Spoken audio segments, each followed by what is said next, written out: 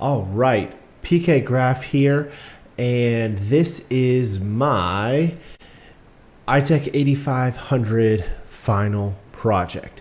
This is a summary of what I have done this semester, and really it's the culmination of my work in normalizing gaming over the last couple years. And I'm excited to share some of the things that I have found, as well as the developments that I've had along the way. I began the process here.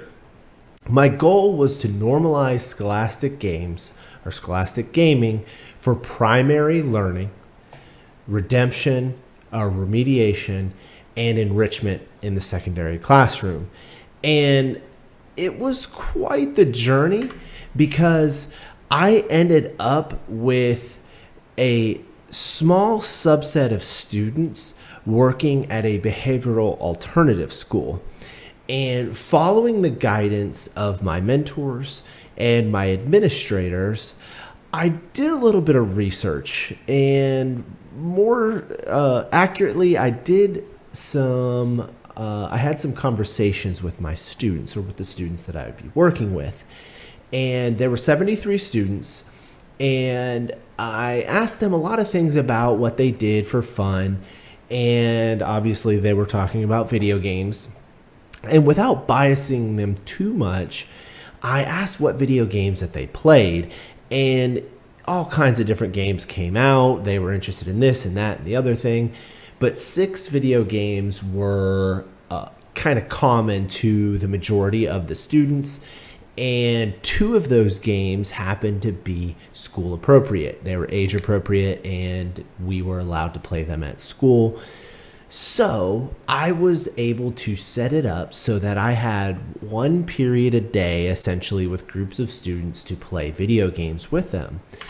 And I had to start to do some research. I had to begin to process and understand how I'm going to do this in a scholastic way. How am I going to do this so that it improves their studies and their abilities in their classes? And that's where, by knowing that I wanted to normalize scholastic gaming and that there's some end goal over here that I'm not exactly sure what it is, reading the research helped me formulate that thesis, if you will. These are 3 major studies or pivotal pieces in that research process. The Clark et al. Papers, which is substantial integration of typical educational games into extended curricula. Games in the classroom, when implemented properly as instructional tools, are particularly beneficial for special education students. This is important for my group. Being at a behavioral alternative school, I had a disproportionate number of students that had all kinds of learning exceptions, and so I knew that I needed some way to engage with students that were not normal, were not in the kind of that pocket, and I have exceptional learners on both ends of the spectrum and all over the place, so I needed something that could address it all. Barab, there was an important quote here. It has been shown that immersive game-based learning environments provide a powerful new form of curriculum for teaching and learning science. Very important. I'm going to touch on that one in just a second. And then Ryan and DC, human beings can be proactive and engaged, or alternatively, they can be passive and alienated, largely as a function of the social conditions in which they develop and function. Okay, so now I have these 3 pieces. It's all about putting the students in a game in the classroom and implementing it properly, especially for students with exceptional learning needs, and building an environment or developing an environment that is a place where they can be proactive and engaged. And that's where I came to this. That's where I formed my thesis or founded my thesis title. and that is fostering resiliency in at-risk students through scholastic gaming. Okay, so focusing on that resiliency piece. Now that's resiliency in both the SEI, socio-emotional intelligence piece, as well as resiliency in science and math. Being that I'm a math and science teacher, that was the context that I have the students, or that is the context that I have the students in. So I want them to be resilient learners as well as resilient people. And these are things that these students struggle with. And these faculties are things that we focus on developing. And in all likelihood, or in most instances, these students ended up at a behavioral alternative school because they did not manage their emotions and their actions. And so they need, the administration and my mentors felt that these students needed an opportunity to rebuild and to learn and fail and learn and fail and learn and fail and learn and fail. And so I felt that video games were the best place for that. Oops, sorry. So those two games that I mentioned, one of them is Knockout City. Very, very, very fun game. This is a little GIF clip of a curveball. Okay, so it's dodgeball.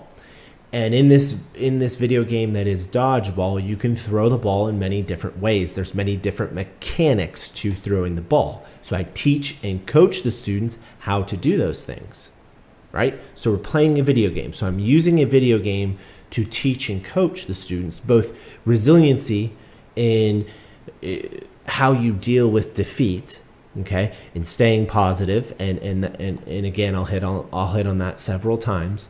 But the math connection is, we then use this exact situation where we're throwing a curveball to create a lesson in geometry where we're talking about arcs and circles. And so they can think in the context of Knockout City, and they can play it and throw curveballs and experiment with it. And then we can turn around, and in math class, I can use these characters, and I can use the ball, and I can use the context of the video game to teach them about arcs. The second game is Rocket League. This is probably the most popular scholastic esport, and for many good reasons. But here the mechanic is Boost. Okay, and Boost is this resource here, the little golden ball there, or golden orb, and as your car comes by, again, Rocket League is car soccer, and you have boosters and you can fly through the air, but you can't fly, you can't use your boosters without Boost. And so we play the game, and not only do we talk about geometry, but more importantly, the connection here for science is acceleration. And another connection for science, but also math, but we mostly focus on it in science class, is percentages. Okay, so you have a boost. When you hit one of these golden orbs, you get 100% boost. Then as you use your booster, you see a percentage of boost that's left. And so we talk about how much boost you need to do certain things, certain moves. They're called aerials. And if you look over here, this car is in its aerial form, which means it's using its booster to fly. Here are my references.